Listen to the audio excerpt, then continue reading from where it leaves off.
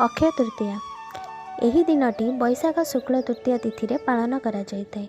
एही दिनटी होउची असीम शुभ और आशीर्वादर दिन। एही दिन प्रभु परशुरामकर मध्य जन्मग्रहण करथिले।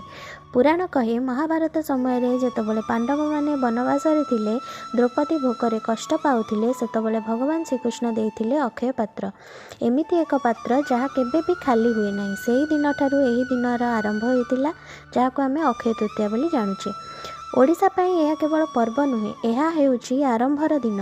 आजिर दिन ठारू आरंभ हुए रथ यात्रा पाई पवित्र रथ निर्माण करिया पाई अनुकूल होइथाय। जगन्नाथंकर रथ काम आरंभ हेबा माने भक्त मानक मनरे खुशीर लहरी खेली जाइथाय।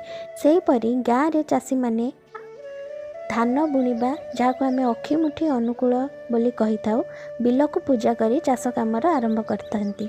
विशेष करी पुरी, कटक, नयागढ़, जगतसिंहपुर, केन्द्रापड़ा, खोर्धा आउ गाँ अंचल रे धूमधाम रे पालन करा जाए। केवल आम राज्य ओडिशा नुहे, अन्य राज्य रे मध्य पालन करा जाए। गुजरात और महाराष्ट्र रे सुना किना जाए। राजस्थान रे विवाह पाई शुभ दिन मध्य आजिठु धरा जाए। आज दिनरु मध्य चंदन यात्रार आरंभ हुए।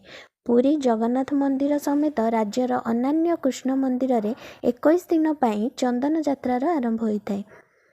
अक्षय तृतीया सारा ओडिशा रे पालित होइथिले मध्य पुरी जिल्ला रे यह विशेष भाव में रथयात्रा प्रस्तुतिर स्वतंत्रता बहन करिथाय।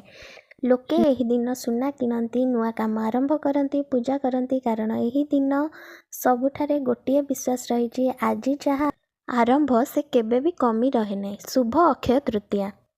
जदि आपण आउ किछि अक्षय तृतीया विषय जानचंती मते कमेंट रे निहाती जणातु आ मो चैनल को निहाती सब्सक्राइब करंतु।